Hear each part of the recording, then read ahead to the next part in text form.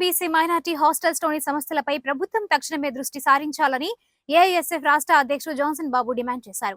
మంగళవారం హాస్టల్స్లోని సమస్యలను పరిష్కరించాలని డిమాండ్ చేస్తూ కలెక్టర్ కార్యాలయం ఎదుట భారీ ధర్నా నిర్వహించారు. ఈ ధర్నా సందర్భంగా మీడియాతో మాట్లాడుతూ ప్రభుత్వ పాలన ప్రారంభించి 3 నెలలు గడుస్తున్నా హాస్టల్స్లోని సమస్యలను పెండింగ్ లో ఉన్న మెస్ కాస్మెటిక్ ఛార్జీలను నేటికి చెల్లించలేదని ఆరోపించారు. ఈ ధర్నా కార్యక్రమాల్లో జిల్లా అధ్యక్షులు నాసర్జీతో పాటు విద్యార్థులు పెద్ద సంఖ్యలో హాజరయ్యారు. నా పేరు వి జాన్సన్ బాబు, ఏఐఎస్ఎఫ్ రాష్ట్ర అధ్యక్షులు.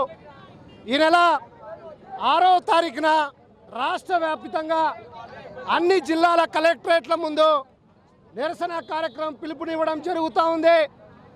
ఈ సందర్భంగా గుంటూరు నగరంలో ఉన్నటువంటి జిల్లా కలెక్టర్ కార్యాలయం ముందు శాంతియుతంగా నిరసనకు దిగడం జరుగుతూ ఉంది. ప్రధానంగా రాష్ట్రంలో ఉన్నటువంటి ఎస్సీ, ఎస్టీ, బీసీ, మైనారిటీ సంక్షేమ హాస్టల్స్, అదేవిధంగా గురుకులాలు, కస్తూర్బా మోడల్ స్కూల్స్ సంబంధించినటువంటి విద్యార్థులకు మౌలిక సదుపాయాలు కల్పించాలని ప్రధానమైనటువంటి డిమాండ్. దాదాపుగా విద్యార్థులకు 7 నెలలుగా కాస్మెటిక్ ఛార్జీలు, మెస్ ఛార్జీలు పెండింగ్లో ఉన్నాయి. అదేవిధంగా విద్యార్థులకు 6 సంవత్సరాలుగా ట్రంకు పెట్లు, దుప్పట్లు, గ్లాసులు, ప్లేట్లు, మరి ఇప్పుడు వర్షం వచ్చే నేపథ్యంలో సీజనల్ వ్యాధులు విద్యార్థులు విపరీతంగా వచ్చే పరిస్థితి.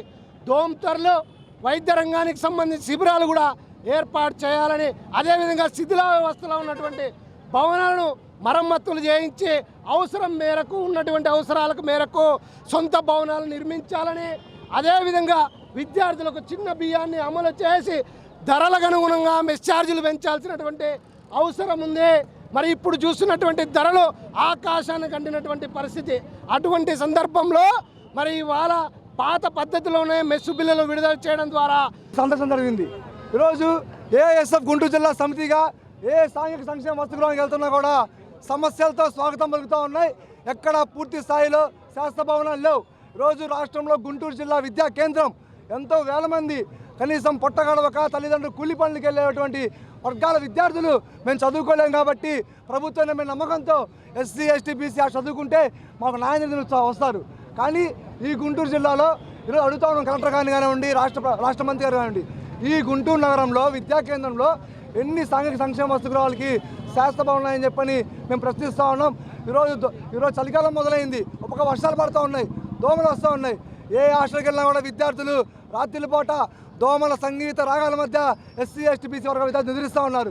కాబట్టి ఏఐఎస్ఎఫ్ తెలియజేస్తూ ఉన్నాం, ఇదే గుంటూరు నగరంలో నాస్ సెంటర్లో బీసీ గర్ల్స్ కాలేజ్ గర్ల్స్ హాస్టల్లో ఎక్కడ పూర్తి స్థాయిలో బాత్రూమ్స్లో 160 మంది విద్యార్థులకి కేవలం 4 బాత్రూమ్సే ఉన్నాయి. ఎట్లా రెడీ అవుతారు, వాళ్ళు ఎట్లా వెళ్తారని చెప్పి కాలేజ్ ఏఐఎస్ఎఫ్ ప్రశ్నిస్తూ ఉన్నాం. కాబట్టి తక్షణమే మీరు మాత్రం రాష్ట్ర ప్రభుత్వం మెనూ మాత్రం భారంత ఇచ్చారు, కానీ దాని ధర మాత్రం 52 రూపాయలు ఇస్తున్నారు విద్యార్థులకి. ఇదే మీరు ఇచ్చిన ప్రభుత్వం మెనూ సరుకులు కొనాలంటే రైతు బజార్లో 73 రూపాయలు పడుతూ ఉన్నాయి, కానీ మీరు కేవలం 52 రూపాయలు ఇస్తూ ఉన్నారు. మరి 52 రూపాయలకి ఎటువంటి ఆహారం అని చెప్పి మేము ఏఐఎస్ఎఫ్ ప్రశ్నిస్తూ ఉన్నాం. మేము అడుగుతూ ఉన్నాం, ఇదే జిల్లా అధికారులు మీ బిడ్డలకి, మీ కడుపు పుట్టిన బిడ్డలకి ఇదే అన్నంతో కూరలతో అన్నం పెడతారని చెప్పి అడుగుతూ ఉన్నాం.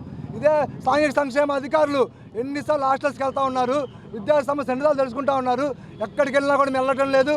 కాబట్టి తక్షణమే రాష్ట్ర ప్రభుత్వం జిల్లాలకు స్పందించి జిల్లా వ్యాప్తంగా ఉన్న శాస్త్ర భవనాలు నిర్మించాలని చెప్పని కోడిగుడ్డు సత్రం ఇదే మన గుంటూరు నగరంలో ఉంది. 2011లో మొదలైంది. ఒక పక్క పోలవరం ప్రాజెక్టు అయిపోతూ ఉంది, కానీ 3 కోట్లు 4 కోట్లు పెట్టి భవనం మొత్తం కట్టలేకపోతూ ఉన్నారు. కాబట్టి తక్షణమే 90 లక్షల రూపాయలు కోడిగుడ్డు సత్రాన్ని కేటాయించి ఆ హాస్టల్ నిర్మించి విద్యార్థి న్యాయం చెప్పి డిమాండ్ చేస్తూ ఉన్నాం. ఇది కేవలం శాంతి ధర్నాలే. ఒక నెల రోజుల్లో విద్యా సమస్య పరిష్కరించకపోతే మాత్రం రాష్ట్ర ప్రభుత్వాన్ని హెచ్చరిస్తూ ఉన్నాం. చలో సచివాలయానికి పిలిపిస్తామని చెప్పని ఏఐఎస్ఎఫ్కి హెచ్చరిక జారీ చేస్తూ ఉన్నాం. బందెల నాసర్జీ, ఏఐఎస్ఎఫ్ జిల్లా ప్రధాన కార్యదర్శి.